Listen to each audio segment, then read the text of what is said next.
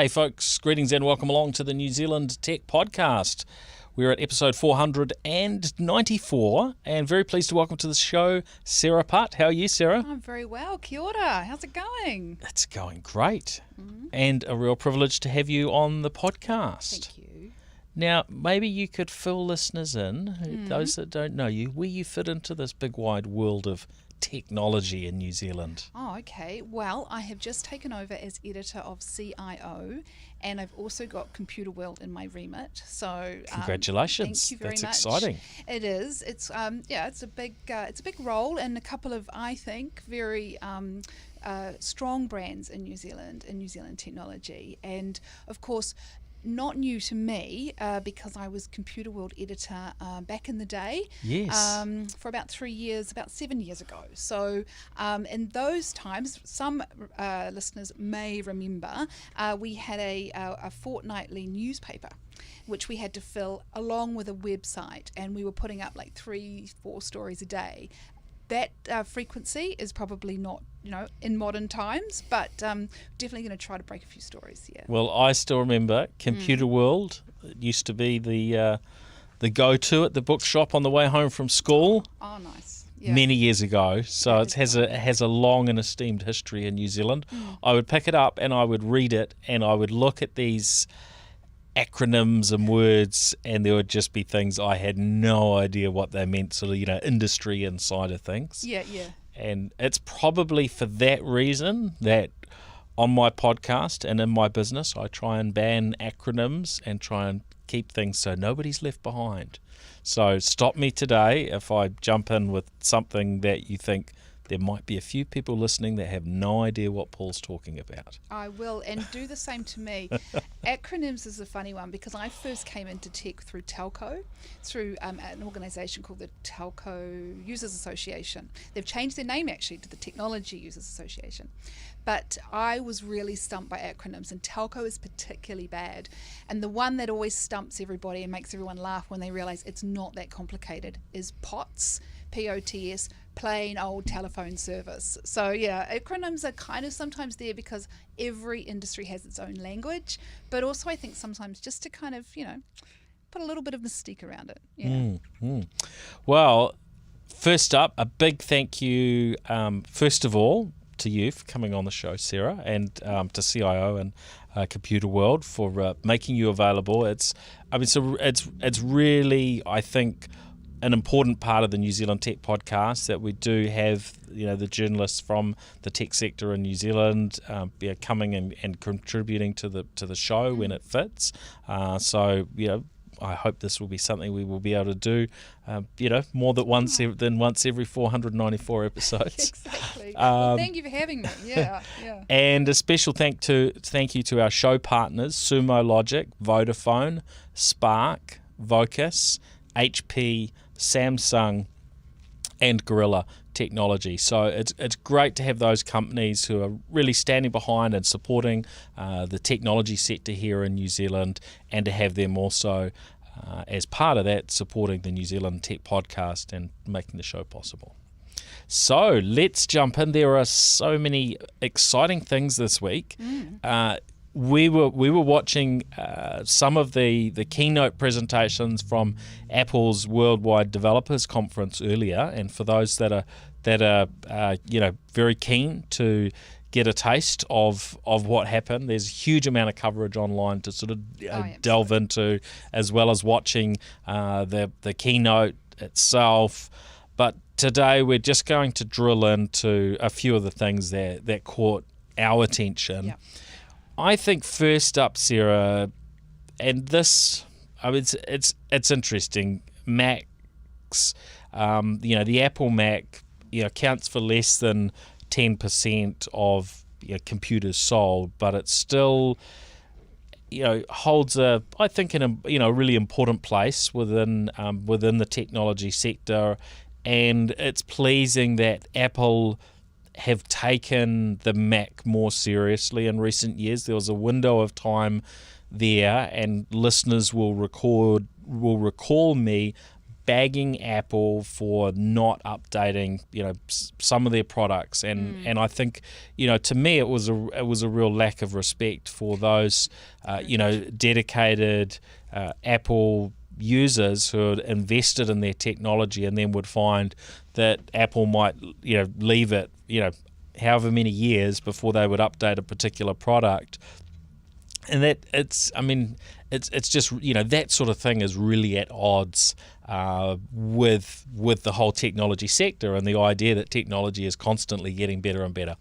So pleasing to finally have confirmation from Apple that they're making this huge change to the Macintosh ecosystem in terms of the underlying chips that will sit inside of them going forward. And the bit that I haven't seen confirmation on yet, and look, there's been so much to absorb in the last few hours, and both of us have other things to consume as well as what's going on with Apple. So we will fill some of these pictures out, and it will be covered in other places. But is the clarity of whether Apple are basically going to have the Intel chips completely gone within 2 years, but they're talking about a 2-year transition.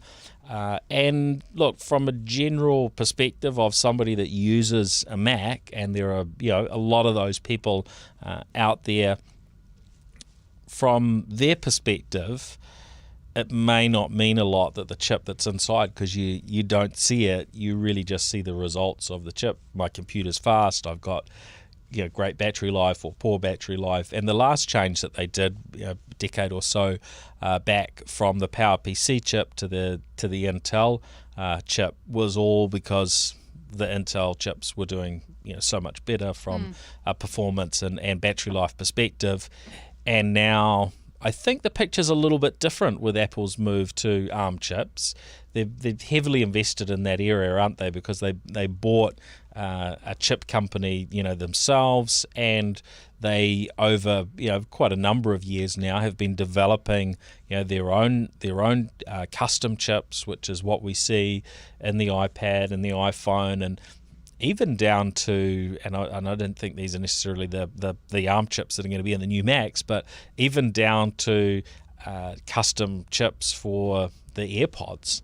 They've really got stuck into a much deeper level in terms of designing and creating the innards of the technologies they've been launching. So it's an interesting time to see this announcement. And I guess there's so many aspects and directions we could go. What's the impact going to be on Intel? What does Intel's future look like? Will they be able to get to those sort of top performance levels, or will this be something where we see the Intel chip still playing an important role for Apple in the future? It's so interesting that you say that about the chip, because it's so humble and yet so integral to everything in technology. And Silicon Valley, for goodness sake, we named this whole thing that we do every day after it, and obviously a place as well. I think the chip is really, it's become a more and more understand. It was a little bit overlooked, but now realizing that innovation can start at that very tiny point. And that, like you said, it's not something you can outsource. It's not something that you can leave to somebody else. Although ironically, they do actually outsource the making of the things, obviously to these big foundry companies like the one in Taiwan. And I have to the TSMC. I always forget the acronym. So yes. Taiwanese Silicon Manufacturing Company, I think, is because we're not doing acronyms. Remember, Paul. We're not Thank doing you. That. So so really interesting, just down to the actual making of the thing. And I understand that they were even moving on from silicon. That's how they move so fast. Intel's a really interesting one. If you see Apple moving away, what's Intel going to do? Because it tried to go up the stack. It tried to say we're more than just this little bit of silicon or whatever it is, and the IP that goes onto it. And they even at one stage, like 2 years ago, were trying to bring smart glasses back. What Google did with, what was it, the glass? Was it glass? Google Glass. Yeah, that's right. Yeah. And of course, it just didn't take off. It was one of those techs that may be too soon. Who knows? We'll see if they'll come back again in different guise. Intel's and doing that and going further up the stack, they've actually hit their customers, and they start competing with their customers, and their customers go, well, hang on a minute, I don't actually want you to do that. So it's a really interesting progress for them. So kind of hard news for them, but obviously Apple really getting back to the heart of where their development lies.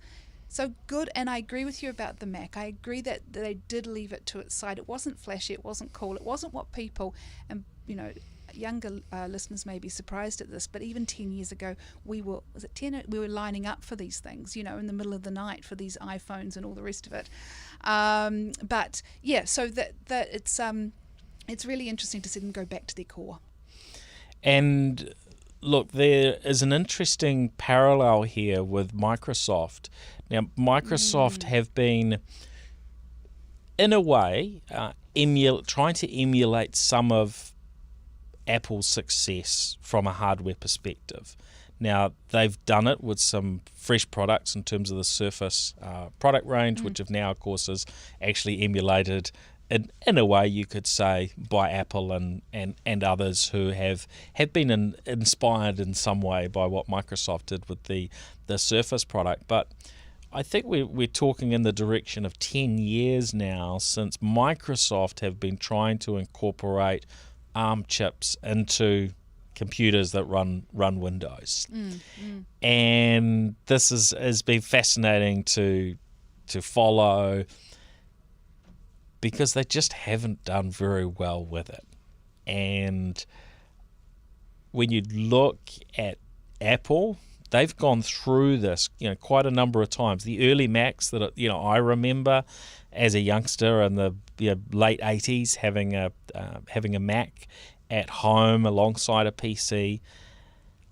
The Mac was running the Motorola 68000 series processor, and then they recognized at a point this isn't going to deliver what we need. They transitioned to the PowerPC chip through Apple's partnership with IBM and Motorola, then on to the Intel. Now they're doing it again, but they've been pretty successful with those transitions. And I've got to say, I can't imagine Apple having the same struggles that Microsoft has had with trying to utilize these ARM chips at this, bringing them to the center of what they do on laptops and desktop computers. So it's a heritage thing, though, isn't it? I mean, Apple is born in hardware and in user experience. And one of the reasons why, as a youngster, why we all went to Apple first, and why they retain that loyal core. And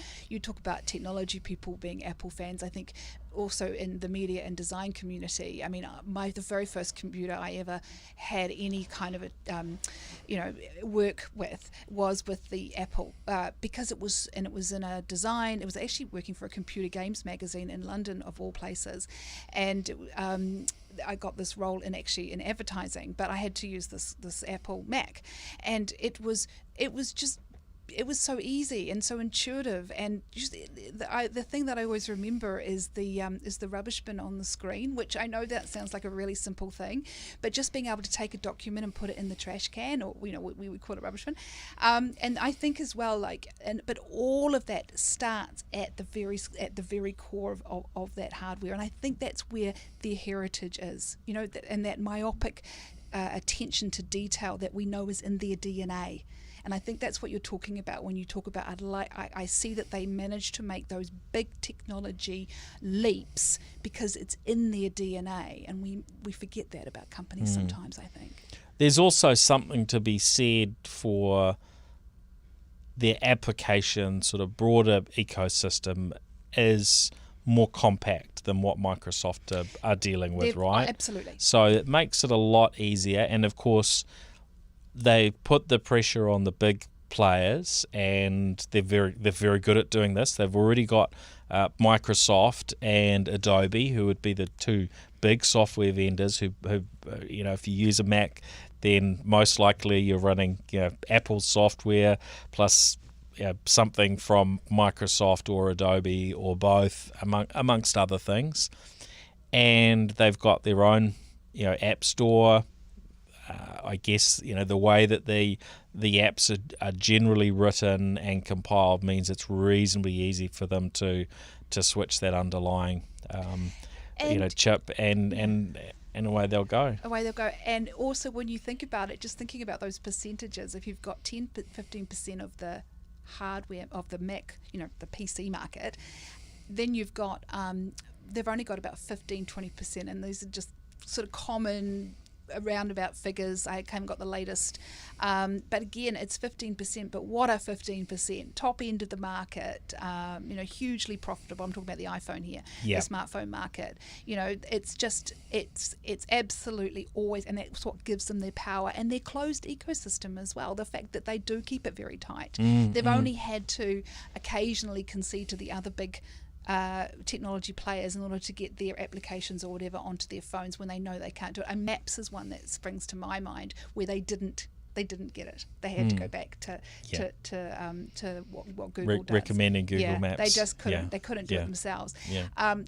And do we want technology companies that can do everything, that want to do everything? No, I think it's important to have variety. Interesting you say about apps. I just read somewhere actually that they review over 100,000 apps a week. That's how much is coming through that store. Pretty amazing. And they're taking. You've got to automate that process, don't you? Well, you do. Well, they're all taking 30% cut on every one. So it's a pretty good business model. One that's a little bit under this microscope at the moment. People are looking at it and saying 30%. Take or margin on every app that goes through. It's an interesting one. There's some challenges there too. Yeah. Now it seems like Apple are reasonably well down the track on this. So later this year we will see the first of the new Macs. They're talking again, as with their last transition, I think about a two year transition window. There will be new Intel Macs coming out in the shorter term, but I've just had a look online and I'm not seeing anything that gives complete clarity, but it does seem as though that would probably be a complete switch. So the Intel Macs will disappear, but I'm sure they can change that strategy as they wish. If it's not working accordingly, they can maybe adjust it. But I would imagine as they start releasing products, software vendors, especially when the big players are supporting the chips, means that the smaller players will, in a lot of cases, will just come along for that journey. And they've also got a compatibility capability as well. So, we will see those Intel apps still be able to run through what they're calling Rosetta 2, which was one of their sort of linchpins when they transitioned to the Rosetta technology that allowed them to run the old apps when they went to the new chips, which usually just wouldn't work. So technology transitions are always interesting. Yes. So this will be a fun one to follow, and just to see how they ultimately end up in terms of if it's a lot better battery life, if it's better performance. This allows them to sort of change the playing field as far as competing with Windows, especially, right, with what Microsoft are doing. If they can bring to market the fastest computers, better battery life, take it away for a week, you lighter, never have to plug it in. Imagine that. That would be insane, just right? Getting through a day can be but hard. But yes, eventually, exactly. You imagine we will get to that sort of possibility. And then there also, as part of this, there becomes the ability on the Mac to be able to run your iPhone and iPad applications, for a number of reasons, but partly because you're running effectively the same, maybe a more powerful version of the chip that sits in your iPad or your iPhone, which then brings us to, which Apple haven't talked about, but we've talked about it on the New Zealand Tech podcast before, this sort of coming together of the Macintosh operating system with the iPhone, and will we finally get touchscreen Macs? Come on, Apple. Not that it's it's a killer thing at the moment, but when so many Windows machines and I've got one on my lap at the moment. Sorry, the Mac's at home today, but being able to just scroll through what's on the screen with my finger is, it's just something we take for granted, and then you put your Mac in front of you and it doesn't do it. So you've got to imagine, surely this window of time is when we'll see a touchscreen Mac, do you think? Or do you think that will never happen? Oh, well, they say we're never going to do it for all sorts of reasons, and then suddenly they do it. It's always amusing to see a PC user, though, when they've got a Mac in front of them, do that. And you think, oh, yeah, you kind of know. Yeah, don't do reach that out and try and touch that screen. We don't do that in Mac Land. But you get very used to that sort of functionality, and you've got to say to yourself, would that be in the roadmap? But what do you prioritize? What do you sit there and say, what are users expecting? What do they really want? What's the there's always got to be a what do we prioritize? What is the payback? What is the compromise? If we don't do this, what do we do? Those must be fascinating conversations. And I think within Apple, they're looking at to say, well, of course we could make our Macs touchscreen tomorrow, but on the flip side, what doesn't work with a touchscreen, right? And even today, Windows, which has been built to be touchscreen, there's a lot of things that don't work very well with the touch, but there are those simple things of signing a document, zooming, scrolling, and so on. But they're probably not big enough for a lot of people that it makes that much difference. But for some, yes. So let's see how it goes. And will we have it? Will we have an iPad that then runs Mac applications as well? See, that would be compelling. And you imagine the iPad Pro will have enough power and so on. So if Mac operating system can run iPhone apps, well, why wouldn't the iPad, at least at the top end with the iPad Pro, be able to run some of your Mac apps? That seems to make some sense, right? Especially now, and maybe you see these dots being joined up. Oh yeah, iPad OS now supports a mouse and a keyboard and so on, right? Yep. So Yep. It seems like we will see that come together. So interesting times ahead. Now also on the Apple front, and there were lots of little bits and pieces.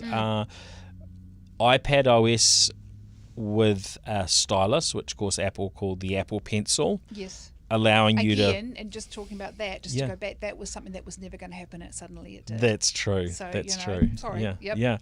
Yeah. So the change there is that you would be able to use your Apple Pencil to, say, fill in a form, or to fill in information, to scribble, basically where you've got a text box for entry, you will be able to use your stylus, and then it will convert that into text as though you'd actually typed it in on the virtual keyboard or physical keyboard. Now, I don't know yet exactly how well that will work, what scenarios it doesn't work in, but that seems nice, and we haven't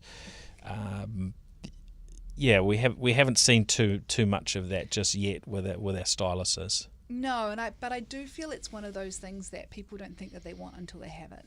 Like they go, oh, that was nice to use, or that was easy, or they see someone else do it and they go, did you know you can do this? And then they like it, but it doesn't necessarily sell a product, But one of the nice things I think is nice about the Apple Mac, and what we saw in the conference, in the developers conference today, interestingly, of course, without a live audience, starts with Tim Cook. If anyone wants to have a look through, starts with him with his back to the audience, which is empty, obviously, because of the lockdown over there, or the COVID experience.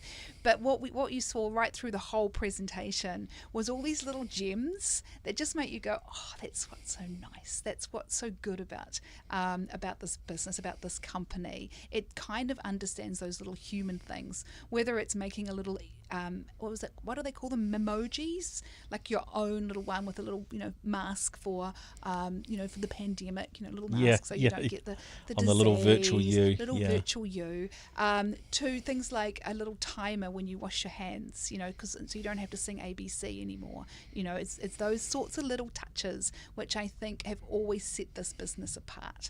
But interesting, because you're quite an Apple fan yourself, aren't you? I can switch, and I can go from either operating system. It's kind of whatever is the ecosystem in which I'm working in, I'm pretty happy to switch. But I guess from choice, I'll go Apple, just because I know it and I like it and I like the little things about it. And I think that's what it gets, that Microsoft and never really understood. I always feel like Microsoft is broccoli without cheese sauce. and Apple always understood the cheese sauce is kind of some of the things that'll hook you in. And we saw it in that lovely presentation today. Yes, no live audience, no clapping on demand, but lots of really flash, simple ideas. One I noticed that you were quite interested in was the Apple Watch, and the fact that it will now take down all your vital data while you sleep. Yes, well, that's an interesting one, and the reason being is that others have been doing sleep tracking for a number of years. I've been testing, and so I'm looking like a real geek today. I'm holding two smartwatches. I've got the Withings on my other wrist, and that's been going on. It's just got a standard watch battery in it. You don't charge it when your battery runs out every, they say a year. My guess from what I've read is probably 3 to 6 months. But yeah, you've got that sort of crossover in features now, and that's finally arrived kind of in the Apple world. But of course, if Apple had launched that too early, because their battery life has been quite short on the Apple Watch, that might not have played out too well. But it does seem they're rolling that feature in, I think, back to the Apple Watch sort of Series 3 onwards, so 3, 4 and 5. So yeah, that I like that sort of feature. I also quite like the way they tie in not just timing how your sleep goes, but they're building in these elements around helping you wind down, encouraging you. Look, you've sort of set a little bit of a deadline of when you like to sleep, or it monitors it and comes up with these sleep windows. Because I can be someone that maybe doesn't get enough, so a little bit of a prompt, pushing me. Yeah. It's not always a bad thing. Yeah, so if you do watch the presentation, it's shown that the watch fades. So say you've set 10 o'clock at night for your bedtime, the watch fades, it goes into sleep mode, it has an alarm, and if if you don't want to have a sound, it has a sort of a restful way of waking you up, or it says, and you can put it on so without the sound, so you don't disturb if you're just gives you that haptic feedback. Yeah, just that little haptic feedback, exactly. Now and then as you sleep, you can wake up in the morning, and people who've got Fitbits and other smartwatches will have this feature already that will show when you woke and when you slept. Now I'm the kind of person who doesn't want that in my life. I just kind of feel like 12 hours a day you probably need to go tech free. As much as I love technology and find it fascinating and everything else, I just need to put it aside. I'm shocked. I know you are, and you're going to be even more shocked when I say that I've actually investing in records now. I got my record player out at lockdown, and I just love the idea that I can put my record on and I can listen to it, and there's no data collected.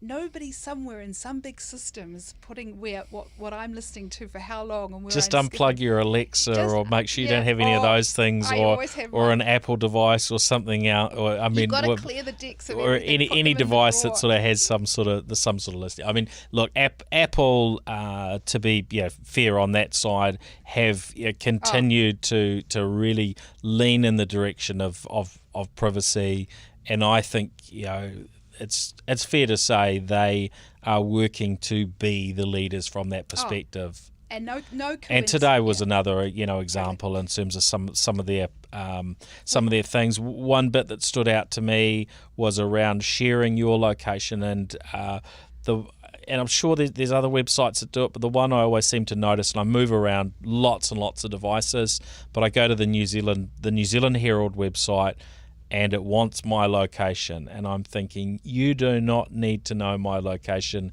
You get enough off my probably IP address, which you can get anyway.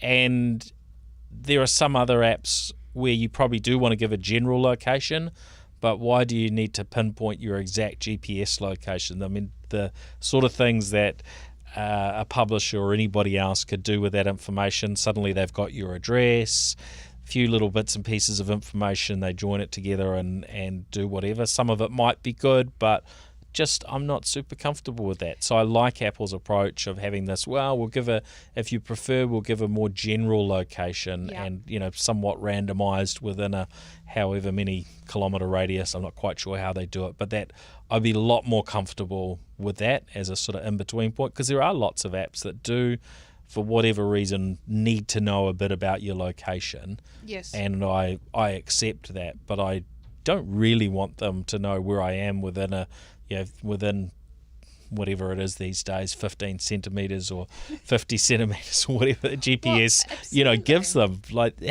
why is that needed? And that is, you're absolutely right. And I find it interesting that in the presentation in the conference today, they actually brought the privacy stuff up after the sleep data stuff. So obviously, people were probably thinking, oh, where's that going to go? And they have actually put so much of their I don't want to say marketing, it's more than marketing, so much of their philosophy around privacy. And like the CES, the Consumer Electronics Show, at the beginning of the year, they famously never attend, but they had this massive billboard, it's all about privacy. I can't remember what the tagline was, but it was about the privacy. And I think that's a really important, it's one of the reasons actually why I do like and stick with that ecosystem. I know that there's a lot of issues that I'm not one that generally wants to sort of put my hand up for a monopoly, but I like that idea that I feel that they have sort of fought on the encryption front. I mean, Tim Cook, their CEO, has come under so much pressure, in many circumstances around awful terrorist attacks. I'm thinking the San Bernardino one is one that springs to my mind. No, we're not going to encrypt. No, we're not going to put so-called backdoors. No, we're not going to do anything like that because we believe in the right to people's privacy. So it's a very interesting debate, and I do also feel like as citizens of 2020, where technology is so prevalent, we need lawmakers, yes, we need technology makers, but even as citizens ourselves, we have to think a little bit more about our own privacy and what we're giving away and whether we want to do that and what our children are giving away as well. But we can't just pretend ignorance. I'm guilty of it as everybody else is. T's and C's. Yeah, just get me the app. Just get me to it. Tick the box when you're installing an app. Yeah, it was nice to see that when you're installing those mobile apps, that's the new thing, the iPad OS apps, you're going to see some information about a bit more rather than just that it's accessing your location. What does that? What does that mean? Well, it's accessing your it's going to store your contacts or what have you. So I haven't delved deep into that, but I'm really interested to see, see a little bit more about how that will actually play out, and anything that I think keeps app developers honest and accountable. We've seen those issues in the past. I'm trying to think what the most recent app House Party, right? You install House Party, it wants access to all your contacts. What are they going to do with all of my contacts, right? They're going to sync all of those contacts up to their cloud and do whatever. What if I've got, and I have been guilty of this in the past, I'm usually a bit better in more recent years, but before we had sort of password lockers and so on, I'll just put a little PIN number there in a contact, or something that is slightly confidential. And I wouldn't do that these days, but the little bits and pieces you'd put, this is Air New Zealand, here's my ID number to log into airports or something, put some of those sort of note. I mean, all of this started just getting sucked up into, into their cloud. So a little bit more knowledge on what's actually happening. That's all good by me. Now, we're probably out of time on Apple. There were two last things just to mention very quickly. Mac OS X Big Sur, SUR, is the new version. That's obviously the underlying updates, so that will run on the ARM-based Macs as well as Intel-based Macs. There's going to be lots and lots of mostly design-type things, and I'll spend more time looking into that, but it does look as though they're making a real effort to sort of freshen up Mac OS X. And then on the maps front, there seems to be a bunch of changes, some new routings for cyclists, although very limited locations at this stage, so I didn't see any sign of New Zealand or even Australia on the map.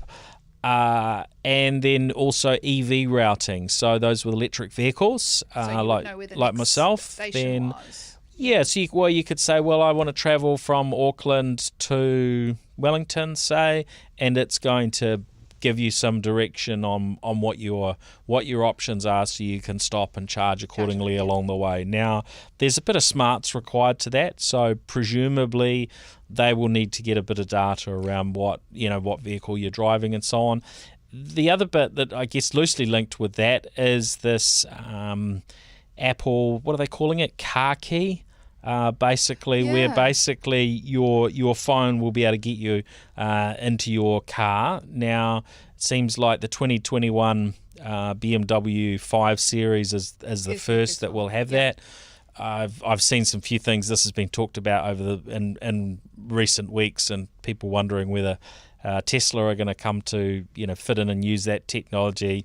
Not sure. I mean, it already uses your phone anyway, whether it's Apple or an Android to get into the vehicle, so not necessarily a big deal, but it will be just interesting to see who comes into line with that. But I would imagine they'll get some pretty quick adoption on that with newer vehicles. And I think as well, we don't really think about technology and climate change, because there's a lot that technology has at fault there. But just pushing towards EVs, pushing towards cycling and biking and all those kinds of things, pushing towards a more sustainable lifestyle, making the phone the center of everything. I think it's a very interesting move and in a way, in an examination of how tech can change behaviours, buying behaviours outside of the traditional tech kind of ecosystem. So very interesting to see that. And it's always a hard one, isn't it? Because we do live so far away. We're not on top of the roadmap. With our little team of 5 million isn't going to be what they think about first, of course. Although Facebook, famously uses us as a petri dish. So, but I don't think Apple does. I've not ever seen that read anywhere. So.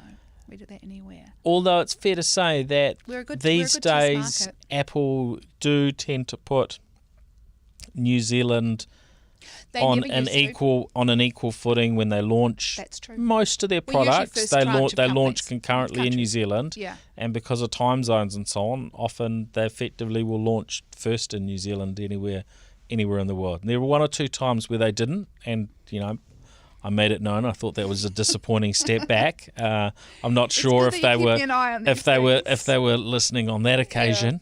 Sometimes the New Zealand Tech Podcast has influence. I'm not sure that's quite big enough to our reach is quite big enough to make major waves in Cupertino. But never say never.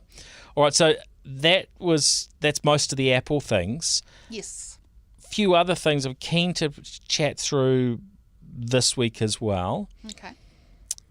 TikTok.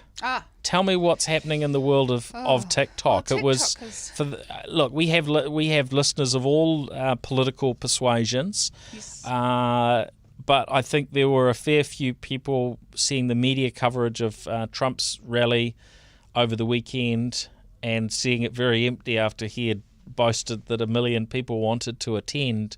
Probably found a few haters having a good laugh, which I think in New Zealand the stats are probably that there's a lot more here that aren't fans than are. But tell us about the role of TikTok in that.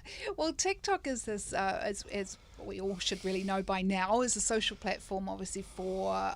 Well, you probably don't know much about it unless you're a teenager under 25 or you have teenagers living in your house. It's something that sort of snuck up on everybody.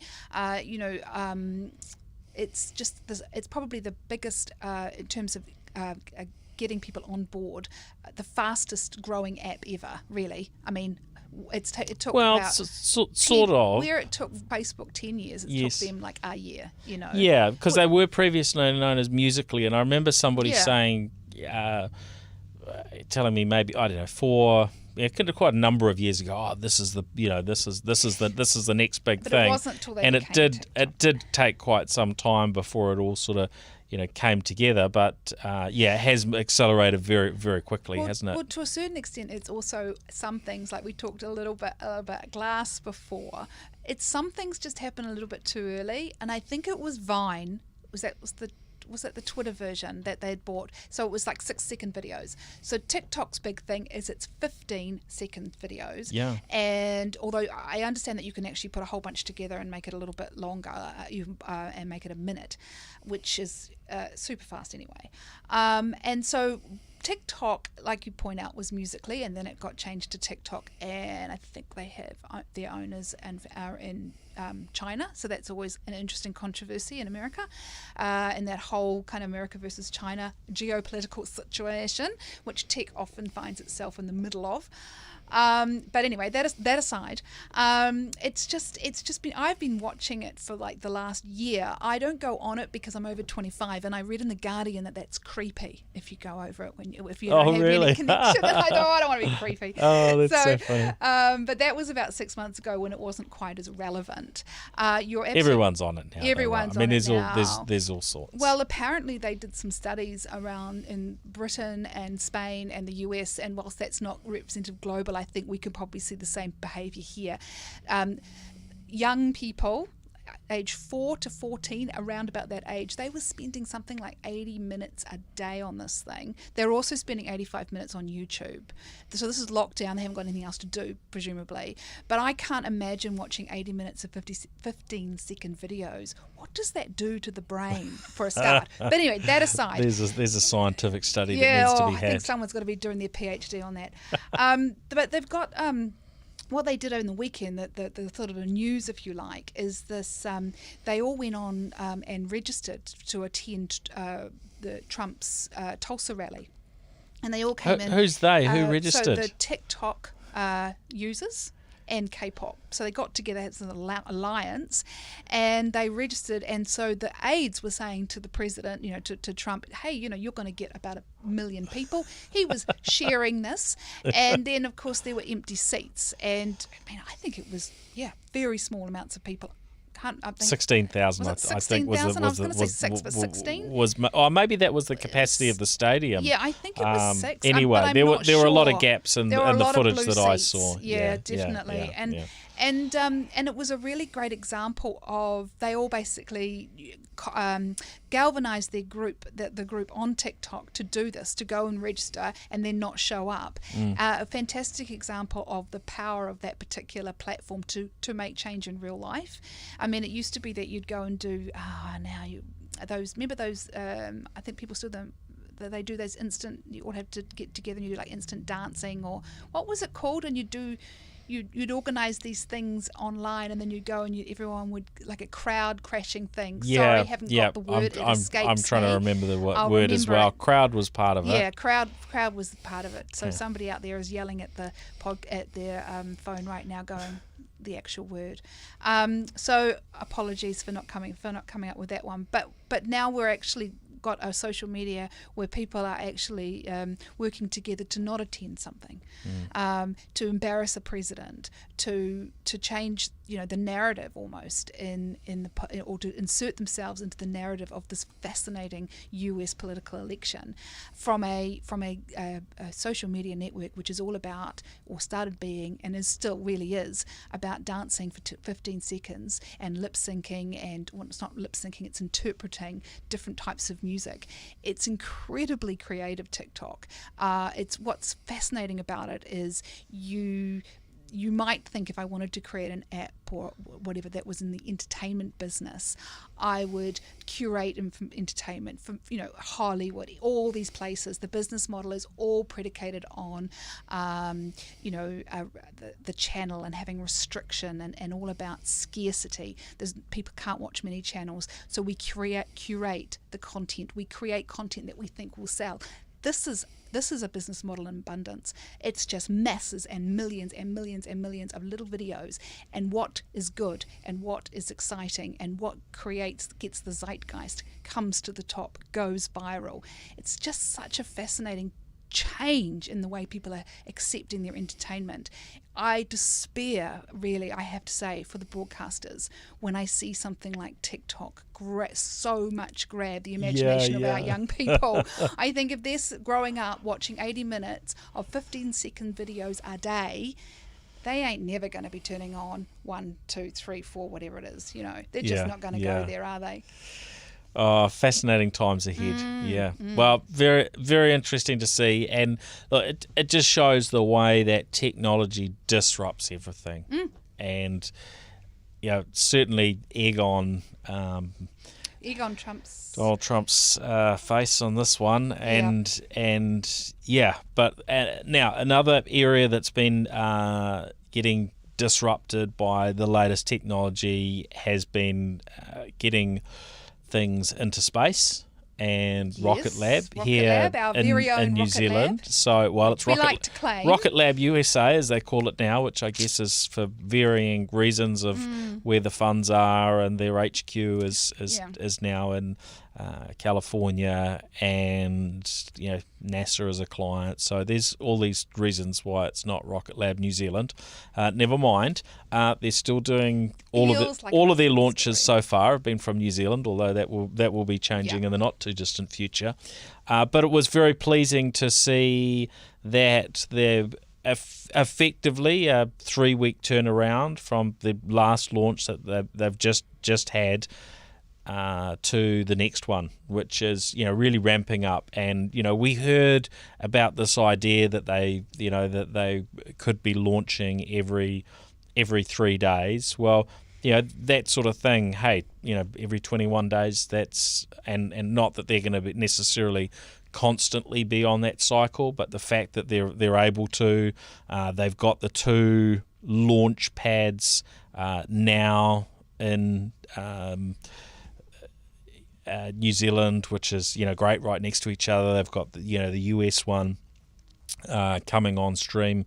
I mean, they really are going from strength to strength, and it's impressive actually. I was looking at some of the SpaceX info on their first launches, and it was an interview with Elon Musk that I was listening to.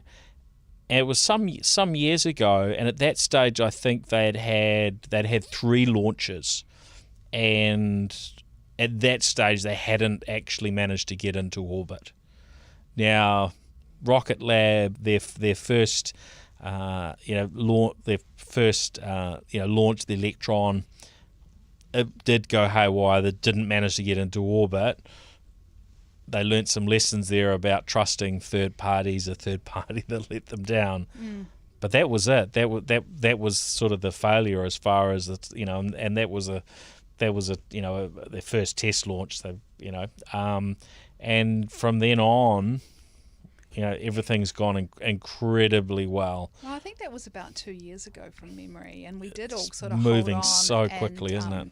I think the business is only 13, 14, 15 years old. It's pretty young, and I think we claim it because for 2 reasons. One is that we didn't have a space industry before Rocket Lab, and one of the great unique things that we have in New Zealand is our isolation, the tyranny of distance and all of that. Yes. And half the time it's a really bad thing, and half the time it's a really good thing. And when it comes to launching rockets, I think it's a good thing. I once saw Peter Beck, the CEO, speak, and he talked about he couldn't understand why New Zealanders got so upset when startups got sold overseas and all of that. He said, you should only be located where it makes sense. And it makes sense for them to be out in the Mahia Peninsula because, there's no one else around. And so it's not that crowded. So that's good. And we have seen, green shoots of the space industry, especially in the South Island. Yeah. And some fantastic conditions and also not just conditions in terms of the landscape or the skyscape. That's not the right word, is it? But that kind of the night sky, the unpolluted areas that we've got at the moment, that is but also the smarts. I mean, you've got fantastic universities like Canterbury University located close by. We all know that, and I'm going to be really parochial here and say New Zealanders are pretty clever. So there's a lot of good talent coming out that can be used. But, like you say, it's mostly owned by the Americans now, the Rocket Lab US. It is dealing with the American military, I understand, allegedly, and in NASA and all these other places. And that's bringing some spotlight on it as well, because people are saying, well, who are you working for, and what are you doing into space? And there's an interesting article actually on Radio New Zealand today, which talks about this very, very thing.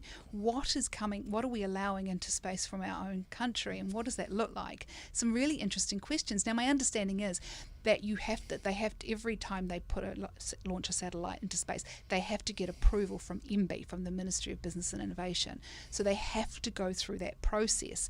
But how much they can say and how little, who knows?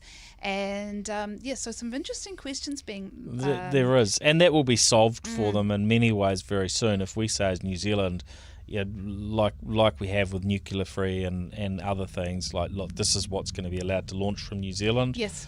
They're just presumably they would be able to launch those missions that don't fit New Zealand. They could launch them from the US anyway. Absolutely. New Zealand would miss out on the revenue. They would still get there, but we might feel as though we've made our sort of pushback against certain things. Although I think it's probably really hard to know exactly how all of these things are going to get used, and I'm not sure whether that's part of putting. I think secrecy is probably quite a common thing to be around. Certain things going up into space, but I mean, having read and listened to that piece, I would have to say that there's some very good points. Everything, we can't always go, it's from the military, it must be bad things. So much innovation comes from the military, so much innovation comes from that space. What we're doing today, our iPhones, everything is from so much of that technology that was created there. So, and I agree, by having the American launch pad in complement with what New Zealand is, will make a difference. And it shouldn't be all or nothing. It's not absolutes. We don't live in a world of absolutes. I'm sure there can be discussions. It's important to have those discussions, though. It's important that we think about what we as a country represent and what we want the businesses that are so powerful. I mean, fancy having a space industry in New Zealand, and which could change the way that all that development happens, and also the ripple effects, like I talked about before, with what's going on in the South Island and all the different technologies that are happening. We're a country that's an open, liberal democracy. We just want to know a little bit what's going on, and we want to have some belief that it aligns to our values as a nation. Agreed. And that's really important too. Yeah, well, it'll be interesting to see how it tracks. The next exciting thing on the radar, and Rocket Lab have started sharing a little bit about this, is their mission to the moon, which is next year. Working in partnership with NASA. It's just mind-blowing to think, especially after all these years, there hasn't really been much activity as far as the moon's concerned. And then, little old New Zealand is going to, in some way, in a great way, be involved in that. So there's a lot to follow. I mean, certainly if you're interested in that, then it's worth delving into a little bit more. We don't, have the capacity to delve into that side today.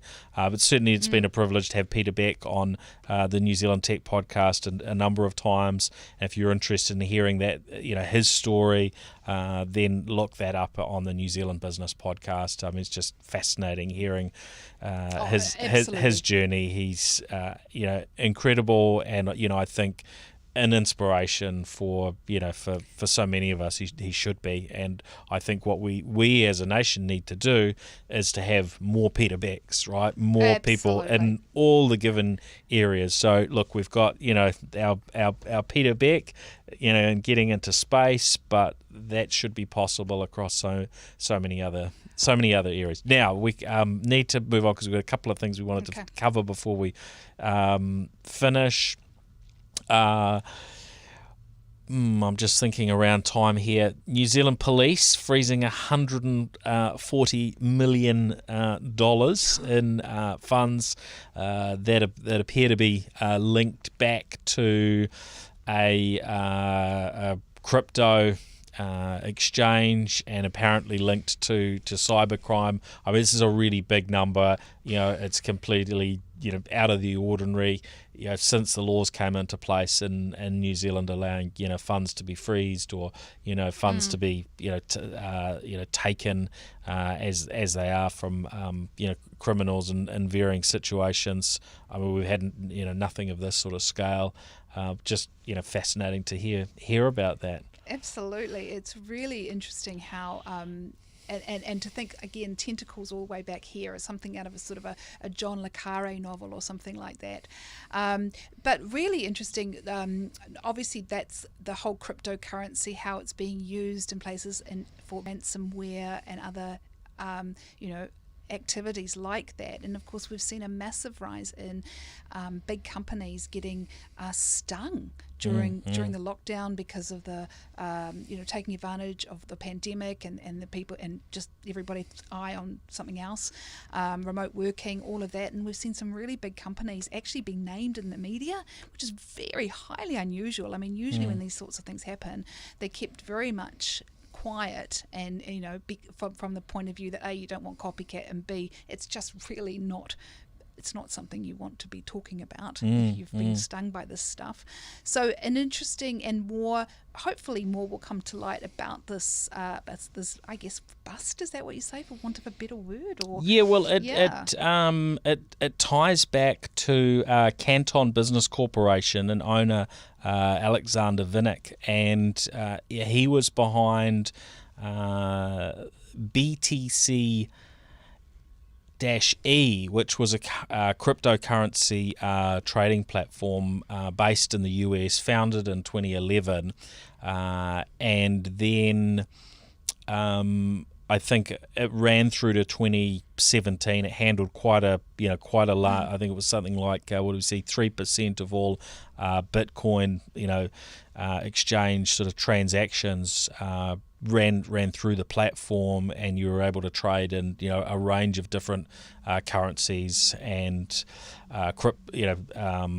traditional currencies as well as cryptocurrencies. But it was I think shut down in 2017, and apparently a little bit of a shambles, and the founder was charged and so on, and now they're going after him on money laundering and varying other crimes. So yes, it'll be interesting to see where that goes.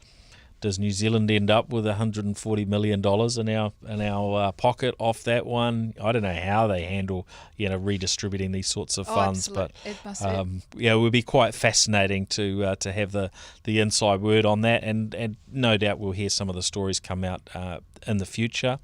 Now, lastly, I was going to touch on sort of Chorus and some of their pricing adjustments and things that they've got going on, but I don't think we've got time to sort of delve into that.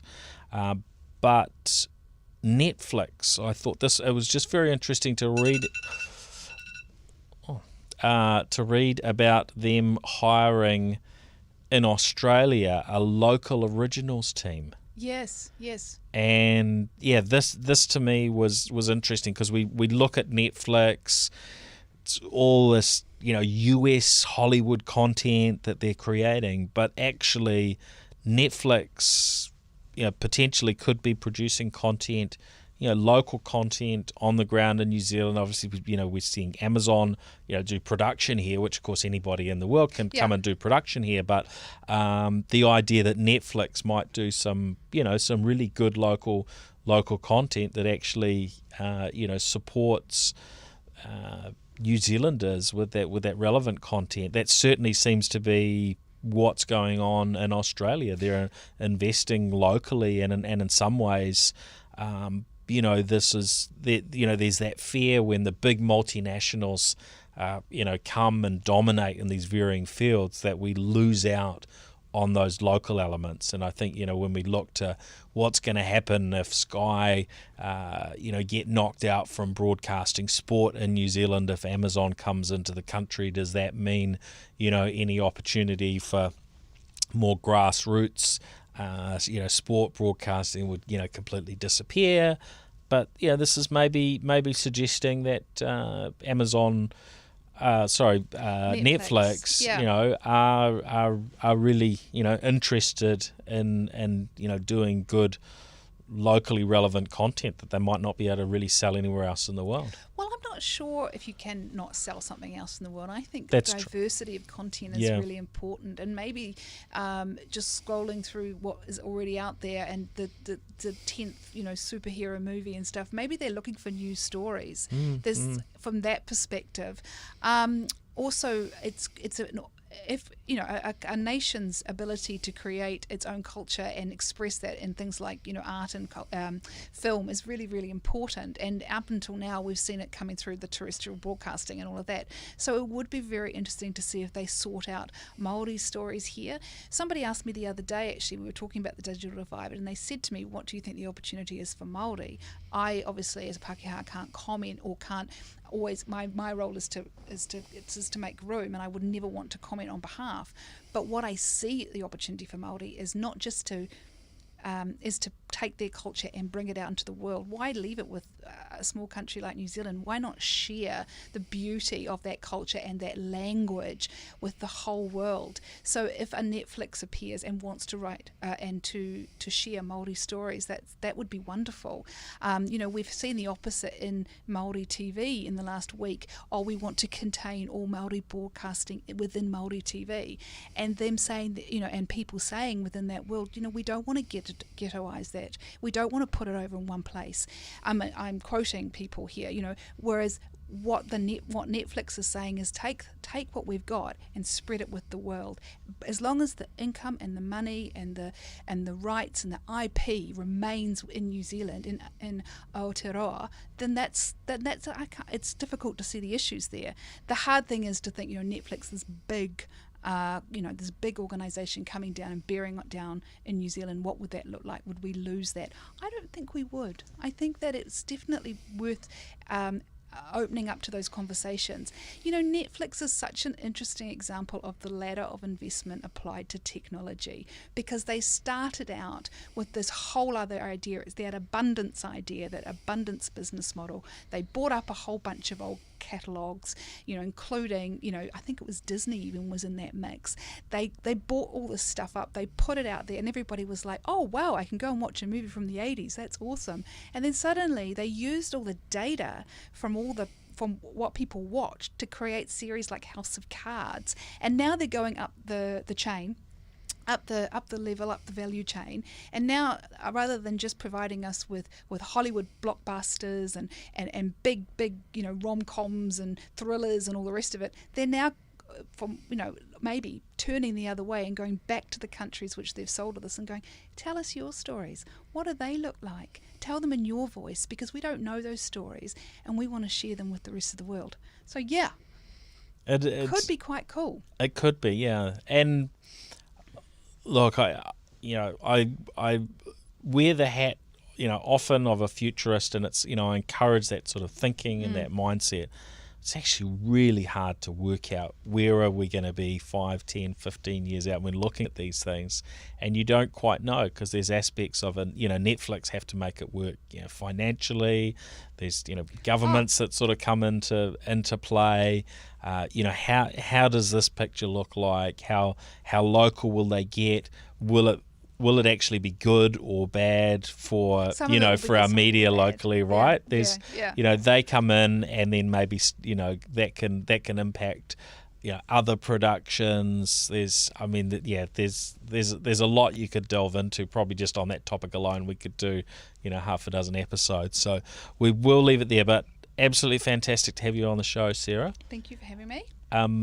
Any highlights? You've just been back at CIO and Computer World for a couple of weeks. What have you been writing about? Oh, well, I mean, I don't want to end on a low note, but I think the Health and Disability System report that came out last week, it's 250-page, doorstopper. But go to the digital. But you've read section. It all? No, I haven't. I've only read the digital section. I did cheat a little bit. I went straight to that. It is disappointing that in 2020 we've got all these fabulous technologies and everything's kind of moving and there's all sorts of different ideas out there that as a consumer it's still really difficult, probably impossible to go into your electronic health record if you can access it and change your address. There's just so much that the health system just needs to change, and it was a shame that this report landed in a week where we had the rise in the COVID health story with the quarantine, because actually I think long term, once we can get over this awful pandemic, long term this report is essential, and IT and technology is going to be at the heart of this transformation, and certainly from what I'm hearing from the health IT community, long overdue. They're desperate to get started, and we need, as the pandemic's shown us, we need more technology, better technology, leadership and roadmaps in our health system. Agreed. Because it's not just for those of us who are fascinated and interested by tech, it's right across the community. We need to bring everybody up with tech. We do, and that's that sort of role of everybody being a futurist, right? We need more of that sort of mindset within sectors like health, and I mean health is a real concern. There's two sides, one to how we can leverage and utilize tech better to bring better outcomes and better health for people more efficiently and so on. Then on the flip side, talking to some of my team over the last week, as we've seen these huge cyber attacks, massive one on Australia, across so many aspects of Australia, government and business, and then those attacks that we've seen from a ransomware perspective. And we've got a health system that is using technology from a very long time ago, it seems. A lot of legacy and so issues, it's not just that we can't use technology in sort of standard sort of modern ways and that we're missing out on that. It's also that we just don't know how secure any of this stuff is because some of the systems are just so archaic. So lots to be done there. So we can read a bit about that at CIO. That's it. That one's actually Computer World. But finally, if I would like to end on a positive, had a nice article with Lance Wiggs, venture capitalist, which I'm sure your listeners will be well across the work that Lance has done over the years. He talked about the fact that recessions are not necessarily the best time to start a business, but when you do start a business they tend to last, they tend to have endured, and so if you are a tech startup, if you're thinking about it, there's this the Elevate Fund, which is this $300 million fund that the government's put up this funding for. It's kind of a fund for venture capitalists that should be out in the market towards the end of the year, September, October, November. So the venture capital funds that secure that funding from the government, and it's almost like a match. They'll find this amount of money will be matched by the government's fund. They'll be out looking for some pretty cool startups and some interesting companies that they want to invest in. So we talked about Peter Beck before. He's another fantastic example of New Zealand tech and New Zealand startups. And so there's certainly support out there for people who want to take opportunities. Absolutely, absolutely.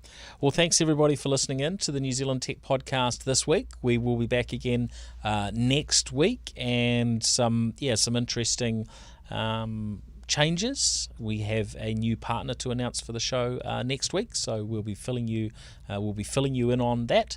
And some more great guests coming up on the weeks ahead. So thanks everyone. We'll catch you next week back on the New Zealand Tech Podcast, and be sure to go to podcast.nz to find some other great podcasts to listen to.